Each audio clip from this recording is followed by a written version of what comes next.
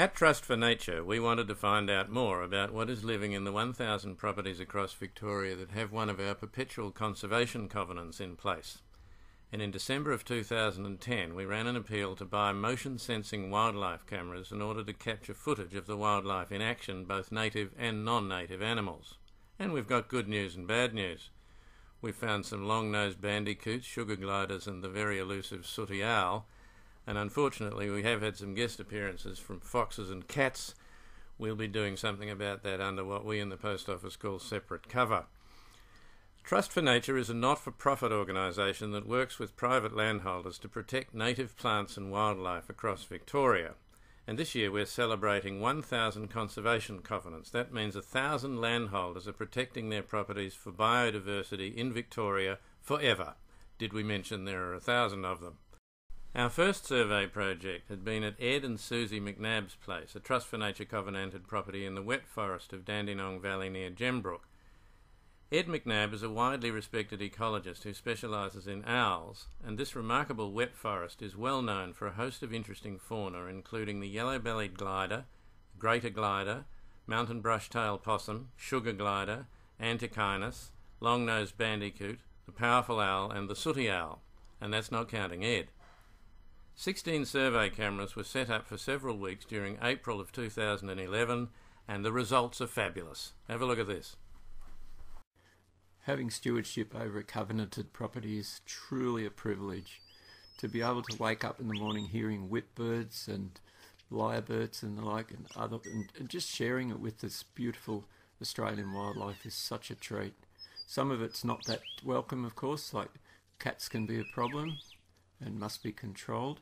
But to hear the lyrebird first thing in the morning in the cold mornings, it just can brighten up the day. Long-nosed bandicoots are a species that are not easily found, and this is where these camera traps, these remote cameras, can do a wonderful job helping us to monitor what's on the property. This long-nosed bandicoot's foraging in the base of a fallen giant, a massive manna-gum tree which used to house large forest owls like the powerful in the early 2000s, and more recently a sooty owl pair nested in it. And even though it's fallen down as laying on the ground, it's providing habitat for our wildlife. The native bush rat's common on the property, although it's fairly hard to find. The cameras can often reveal its presence.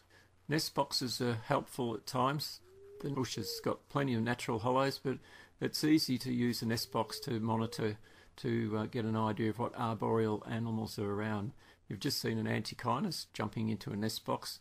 Now here's a pair of sugar gliders, and here we can see a little bit of interesting behaviour.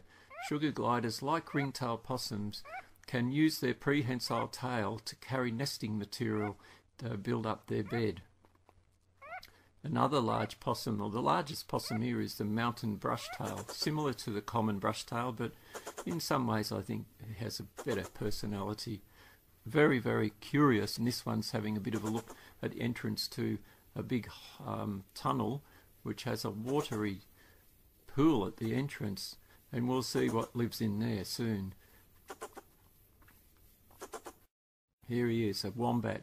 He has to come out through this big pool of cold water when it's fresh out of bed, and he has to come out and get wet and cold. A bit hard, I think, a bit life out there. Just a few of the delights of this covenanted property. Trust for Nature will continue to put these cameras out on our 1,000 covenanted properties, of which there are 1,000. The studies are going to provide invaluable information about animals that are difficult to survey during regular daytime site visits, especially obviously the nocturnal mammals. It's a great way to learn about species habitat preferences and requirements, and about their behaviours and numbers. Really what this is all about is maintaining the health of our precious natural environment and ensuring that it is maintained and awarded the highest mark of protection forever. Private landholders and donors are the key to this private land conservation. Thank you all very much for your tremendous support.